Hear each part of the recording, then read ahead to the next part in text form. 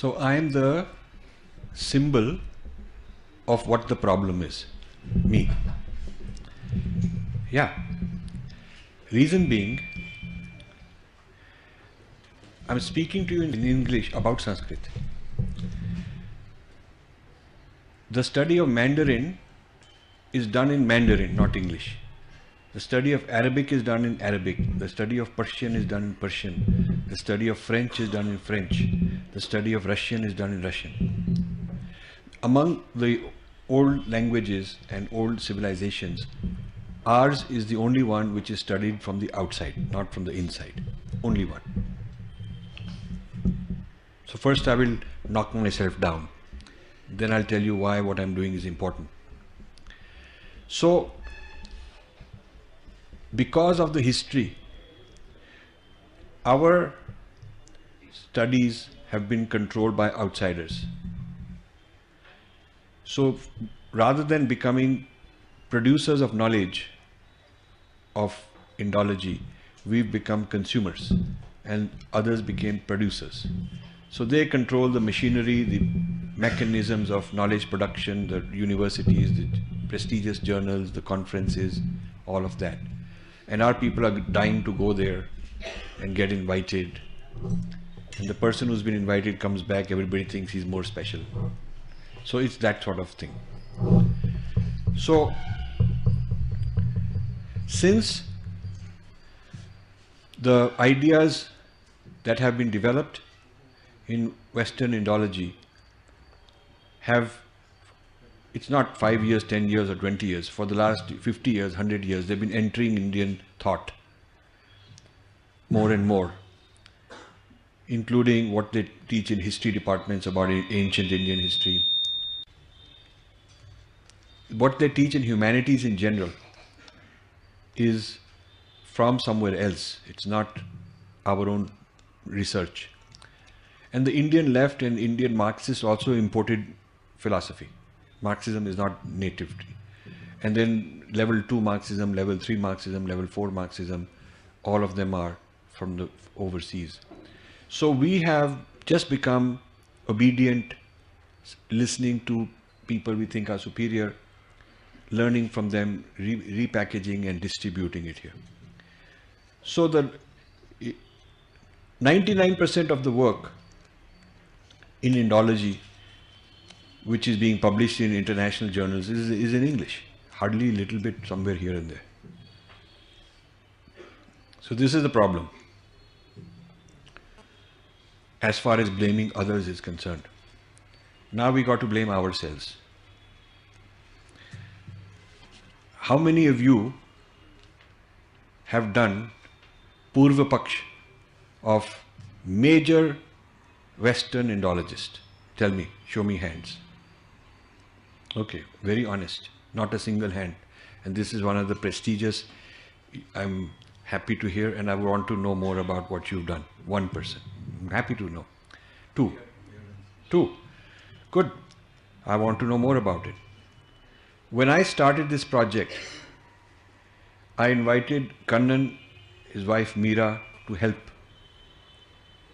I invited people in Delhi University, Sanskrit department, they gave me the references to. Hired people also. But when I gave them what they had to read and understand and discuss with me, after 1 week, some of them came back and said, we can't understand it. Some of them came back in a month. Some of them came back in 3 months. Kannan was one of the most honest persons. Some of these people continued producing a lot of garbage. Did not understand and just produced garbage. Kannan was very honest in saying, after spending so many days and weeks, I've only gone through the first 20 pages out of 600-page book. And it is not possible to do justice and really understand it unless I get all the reference works he's quoting. The idiom is very heavy, it's not just English. The idiom he uses, and he refers to other Western thinkers we never heard of. So we have to now read those people. So it is very difficult for our people to do proper Purva Paksha. I'm not talking about bombastic, they are bad and they are this and they are that, because lot of our critique of the West is just opinion. Most of these people writing critiques of Wendy Doniger it's all opinion. They haven't even properly read it. They keep accusing her of being a missionary, but she's a Jew, she's not even a Christian. So it is insulting some ways. There are people, level of scholarship is so low. So part of it is language deficiency our people have. Part of it is just hard work and rigor. Lot of the reason not doing Purva Paksha is also because we can't face it. We don't have the courage, we don't have the psychological strength, we don't have the demeanor to do this Purva Paksha. And we keep giving excuses, so what, how does it matter? So when somebody asks me, how does it matter? I tell them that without European Indology, there would have been no Aryan theory, Aryan invasion theory, because such a theory did not exist until 200 years ago. In traditional texts, we don't see such a theory. We do not see a Dravidian identity fighting Aryan identity. We don't see that in our traditions. So obviously a problem we are living with was created. It's a product of Indology. Nobody from our side gave a response to Max Miller. So it became normal. And now everybody accepts it. That's an example of a problem. The caste system, we had Varna Jati, had its own issues. But this idea of solidifying Varna Jati, collapsing it into hierarchical, fixing caste system, is a product of Western thought. Then I could go on and tell you so many things we are doing today, and we accept, are not Indian tradition. So what people think of you does matter. You can't just say it doesn't matter. Our habit is a kind of a lazy habit that it doesn't matter. So my role in this work is not to try and do what you people do already, because you are so much better than me. There's no way I can be as good as you. You know something that's very important. But I have been immersed in Western culture, thought, history, philosophy, scholarship for 40 plus years, since 1971, 45 years. So I'm immersed, I'm very confident. I spend much of my time engaging, having arguments, debates with people. So I'm extremely clear about my understanding. So I bring something which is different than what you have access to. And even if you go for 6 months, 1 year, 5 years to the West, you're so much in awe, so afraid to speak out. And even if you try to speak out, you don't know how to make the impact. It is not so easy. So I can open some doors and windows and give you an insight into what are some issues with Western Indology. I can do the Purva Paksha because I can read them very carefully.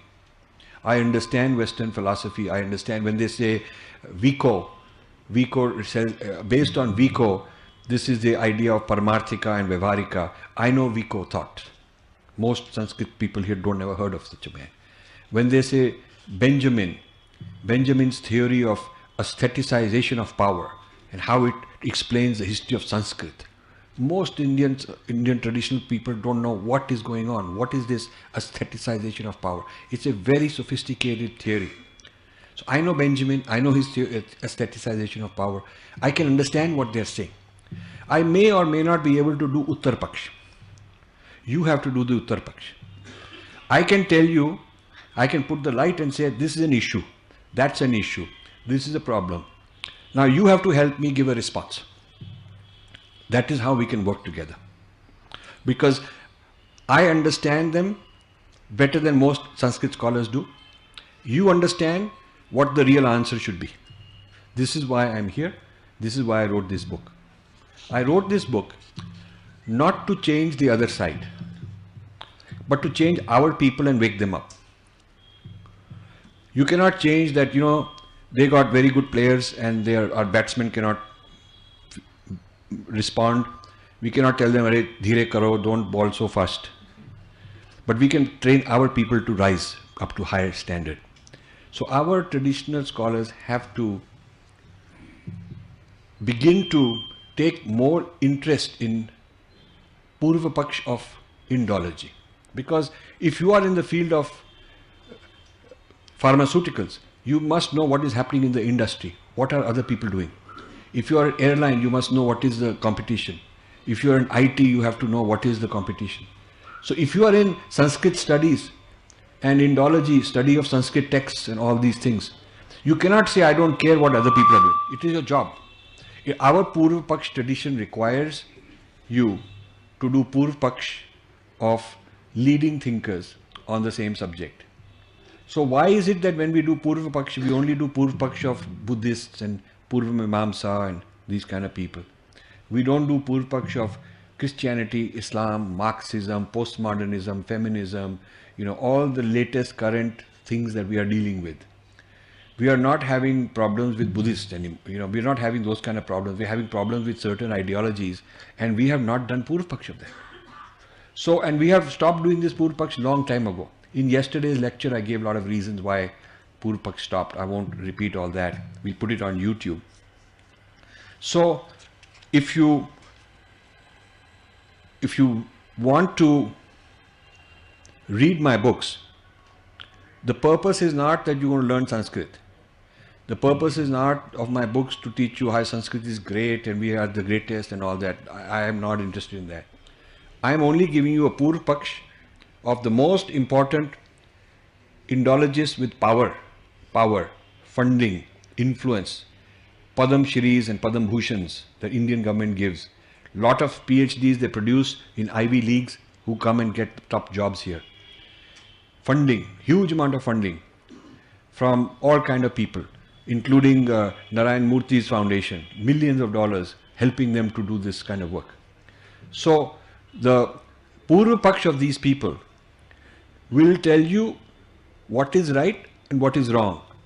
It's not that everything is wrong. They're doing good work also. But you must be very sharp in picking out what are the issues and give answers. And I don't agree that they're bad motives and all. I don't agree with that. I want to give them the respect that they are doing what they genuinely believe. So, who are the leftists and Marxists and atheists today in the Indology? They're controlling the Indology. How do we think of them? How should we think of them?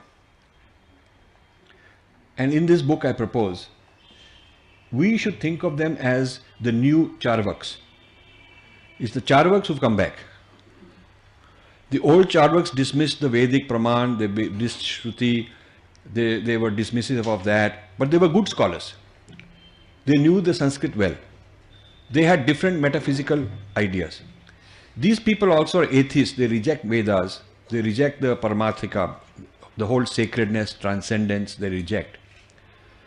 But they are good scholars. And they are more dangerous than the old Charvaks because they got a lot of money, a lot of funding. Previous Charvaks were not like that. They were humble people. And today's Charvaks, the new Charvak 2.0, they are not Indians mainly. That is another difference from the old Charvaks. At least there were people living here. They were not working for some foreign establishment. But today these people are working for a foreign funding, foreign governments, foreign ideology.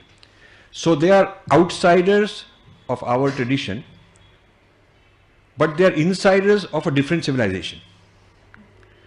So they are not neutral. They are outsiders of our tradition, but not in the sky, floating nowhere. They are insiders to a foreign civilization which has its own agendas. So I don't think that you can blame them for bad intentions. I think you can say that they come with a different ideological baggage, and based on that ideological baggage, they're doing the best they can. In fact, I have a lot of respect for them. My problem is not with them, but my problem is with our own people who have not given a response. So my call to action is not on Western Indologists and asking them to stop doing what they're doing. My call to action is that the traditional Sanskrit scholar, the Indian expert, must wake up, get out of their silo and their cocoon and begin to understand what is going on. Because I found none of the scholars I talked to able, willing, competent to be able to read this very detailed scholarship of the West. So I decided to write this 500-page book myself, to basically give a very simple insight into what they are saying. Very simple, trying to simplify it as much as I can.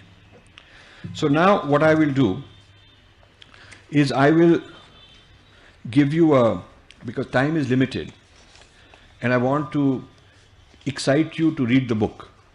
So my job is to give you little examples. So I'll give you what are some of the main problems in Western Indology on which I am doing Purv Paksh in this book. First is, based on an Italian 17th century philosopher named Vico, V-I-C-O. The argument has been made and given a lot of value by the Indologists that Paramarthika and Vyavaharika are not both worth studying. Vyavaharika is practical, it brings progress, materialistic, it can change your history. So they have bifurcated our tradition, which a good Vedantin or a Vedic scholar would not accept. And this is a major foundation of this Indology that I am explaining. I have a whole chapter on how dismissing the transcendence, the sacredness, which is sort of like making the whole tradition atheistic, is a very dangerous thing for us. And that is very central in the work they are doing. The second thing they are doing is, so in this area of secularizing the Vedas, secularizing Sanskrit also, they are dismissive of mantras for meditation because that's something that is linked with Paramarthika. They are very dismissive of yajna, of very philosophical, metaphysical discourse, because they feel that that's all rubbish, and so on. In this respect, they resemble the Charvaks, in this respect, in many ways. Next, they dismiss the oral tradition as being valid as being a valid part of history. A very clear statement is made that history begins with writing. When there is writing, history starts. Now, a better statement would be that there was always history, we don't know about it because it was not written down. But they are not saying that. They are saying that the historical process of development, change, evolution cannot happen with oral traditions. Only when things are written down, then society can change. I don't think it's that simple. And they also put the date of writing as 200 years after Buddha. So there was no writing in India, and writing was brought by the Buddhists. They wanted to write. The Vedic Brahmins were not interested in writing because they wanted to keep it secret from other people. They were very secret. They wanted a monopoly to oppress other people, have power, so they kept it secret by just talking verbally and never writing it. And the Buddhists, according to them, were revolting against the Vedas, which is also not true. So they keep dividing Buddhist Vedic as much as they can. Maximum divide they try to create. And the Buddhists, in order to break down the Vedic power, started writing things so everybody could read. Democracy of knowledge. And so the Brahmins, now they had to catch up. So they also started writing. So Brahmins started writing to copy the Buddhists who were writing. And the Buddhists were writing to break down the Brahmin monopoly. This is the language theory that has come out. So with the beginning of writing is the beginning of history and the beginning of progress. So history starts, as far as they are concerned, very recently, according to their dates. Now this is a big serious problem. How can Indologists just sit there and do nothing? I mean, you have to go and see that when was grammar much older than the dates they give. So many texts, so much older. And progress also. It's not that something was fixed and frozen until Buddhists came and challenged it. Even before Buddhists, things were evolving. Grammar was evolving. So this business of being frozen in a kind of state of primitiveness is not something I would accept. A very large part of their critique is that Shastras lack creativity and innovation, because Shastras are metaphysically stuck with Vedic metaphysics. And since Shastra is based on Vedic metaphysics, which cannot change, so Shastra basically can repeat the same thing, and different Shastras are recycling and fine-tuning the same knowledge, but they really cannot break out and do something innovative. This also is too drastic a statement, a very rash statement. And this has been the view of dominant Western Indologists since the 1980s. A very important paper I've cited in Indology in the 1980s, published in a very prestigious journal, made this argument about Shastras. And then Shastras are considered abusive because they codify oppression, social oppression. Social oppression by the Brahmins against Shudras and women and all of that. Now, I learn a lot by studying others. I respect them and I learn a lot. And I say hats off to them, because some of the things they come up with are very interesting, very imaginative.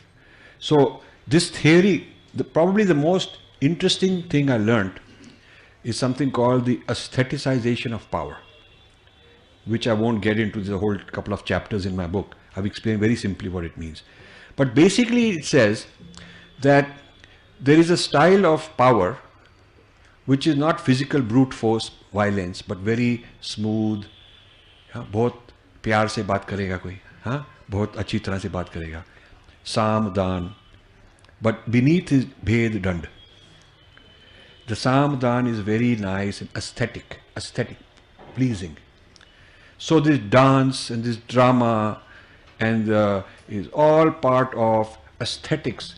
But the story and the message being given is king is powerful, Brahmin is powerful. All these messages are being communicated in a very aesthetic way. So this aestheticization of power is the trick that Sanskrit was very good at. That's why Sanskrit was spreading all over, because it could be used as a weapon to do this aestheticization of power and give the kings control over the people so they could dominate and oppress them. It's a very interesting theory. This theory was developed in Frankfurt. There's a school of Marxism called the Frankfurt School of Marxism. When the Nazis took over power in Germany, the Marxists were feeling that their theory has failed. Because according to Marxism, when there is an economic depression and the people are poor, they are supposed to overthrow the elite. This happened in Russia because of Lenin. Right? Because of Lenin, the peasants mobilized, overthrew the ruling elite. So when Germany had an economic depression, according to Marxism, the working class should have overthrown the ruling elite. But instead, Nazis came as their own new kind of ruling elite. Why did this happen? Marxists needed to answer. So Benjamin, who's one of the founding members of what's called the Frankfurt School of Marxism, he came up with this theory that the brilliance of the Nazis was that they came up with this drama, art, pageantry, parades to put pride in Germany. You know, we are Germans, we have pride. And this aestheticization of power, people forgot their hunger, people forgot their suffering, because they could give them the natak, they could be given the dance, they could be. So the Germans were so good at mesmerizing the people with arts and with very aesthetic show of we are doing well. Yeah, like North Korea does, keep all the people very mesmerized that we are doing very well. So they came up with this theory that language, culture, arts can be used for power by doing things in a very aesthetic way. So people will not revolt. People will think they're okay, and these guys are big shots, they're rulers, they are kings, they're gods, and they're very nice people. So how you project like a public relations, PR. So according to them, the PR use of arts and humanities is how one can keep power and prevent a communist overthrow, revolutionary overthrow. Now, Sheldon Pollock took this theory and applied it to Sanskrit. So he says, history of Sanskrit, rise of Sanskrit, without military, without weapons, without force. How did it expand? Why did all these kings accept it? Why did they keep inviting Brahmins to perform various yagnas? And why did they sponsor Ramayana? Why? It's because the king could project himself in a very aesthetic way and keep his domination and power and prevent progress, prevent social progress, so the public would not revolt and throw him out. So India and Southeast Asia all stayed backward because Sanskrit was a weapon to be used, which could be used for aestheticization of power. You understand? So Sanskrit is a weapon of mass destruction. WMD. That's my phrase for what he's writing. It's not he says it. But he says very clearly that Sanskrit is the best tool, the best language in the world for doing this kind of a job, or where you can just make people so happy, night after night performances, everybody feeling so thrilled that they're lost, they don't understand their real life is suffering and they have to overthrow the king, but they don't care to do that because they're so proud. So this capability is because of the poetic power of Sanskrit. This is why in front of Indian audiences, they come and make you very proud, because Sheldon Pollock says Sanskrit is the best language in the world. All of you clap. Yeah? So Sanskrit is so beautiful. All of you clap. So after describing his aestheticization of power, I have a section in which I say, you are aestheticizing your power to us. And he says, the aestheticization of power in Sanskrit is a conspiracy between the Brahmin who does his job and the king who funds him. The king keeps the Brahmin in business, sponsoring it. And the Brahmin is always writing prashastis, making the king look, wah, wah, wah, great. And this collaboration produces this aesthetic stuff out of, kavya. The whole purpose of kavya, he says, is politics. Kavya is politics. He removed already the sacred by removing the paramarthika. That is done already. Now he says, so if there is no sacred, why are they doing it? They're doing it because it's politically powerful. So I say that he, like the new Brahmin of English, is being funded by Murthy, the new Raja. So this is good collaboration for them. Because Murthy gets power, he goes and cuts business deals everywhere, and he provides the prashasti that he provides. He's written a prashasti about the Murthy family, and I've quoted it. That this is his prashasti for his sponsor. So he is actually doing. So I'm saying your theory is so brilliant, I'm just going to apply it to explain what you're doing. So I'm not angry. No rudeness in this book. Kannanji, is that correct? In fact, I'm constantly praising him. I'm just saying that I'm taking your theory and making it even more important. So, I should stop, but I'll just quickly make a list. A huge theory has been developed on the relationship between Sanskrit and Indian languages, where Sanskrit is hegemonic. It dominates, it invades the other languages. It's not harmonious. And because Sanskrit, according to them, is an Aryan language, it's come from other place, and these local languages are from here, the vernaculars. So there is that asymmetry of power between Sanskrit and which is very politically mischievous, I think. I think there is some. Then Ramayana, a lot of work on Ramayana. What Ramayana is, what purpose it served politically in the history of India. So the most amazing claim is that Ramayana was not popular until 12th century when the Turks invaded. And the Hindu kings needed a story to unify them against the foreign invaders. Ramayana became the narrative to project Rakshasa idea upon Muslims. So 1,000 years ago, since 1,000 years, Ramayana has served the purpose of anti-Muslim rabble-rousing. It has this potential that anytime Hindus want, they can use Ramayana as a weapon and say, oh, those guys are Rakshasas. So he says that's why they have this Ayodhya, all this problem is nothing new. This is nothing new. This kind of anti-Muslim use of Ramayana is 1,000 years old. And so that is the primary role and function that Ramayana serves. So the reason all of you do Ramayana Katha and you go and celebrate, you know, whatever you, all the festivals, because these powers want to keep that, it is like sleeper cells. All the people in Ramayana are ready to be woken up against the Muslims anytime required. This is a kind of a theory. And this is loud and clear in the book. I give plenty of evidence that this is exactly what they're trying to say. Then this whole business that Nazism arose using Sanskrit oppression as its role model.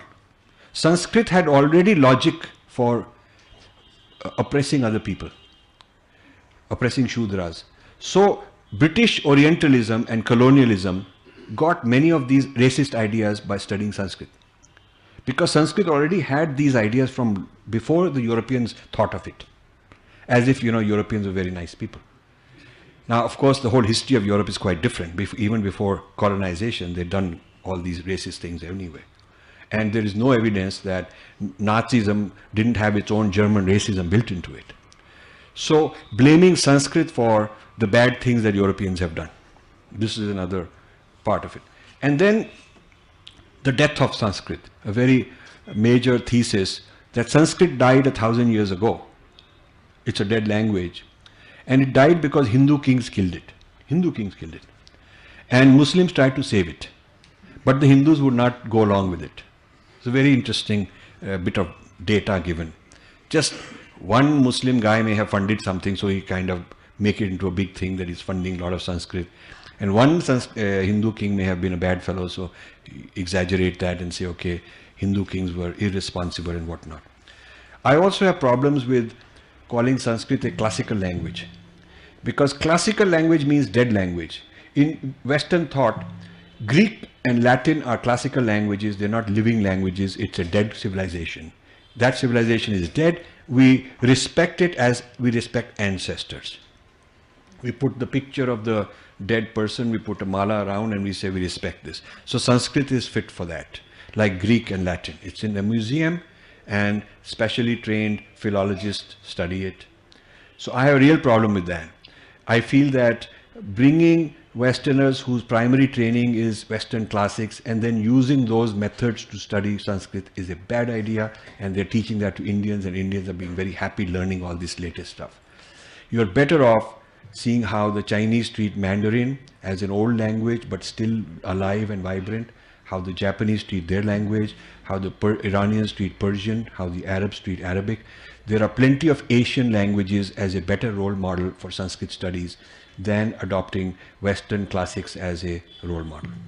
So I could go on, and I guess that's what our discussion this afternoon will be. I will stop, and do we take questions? Just a few questions. Thank you so much.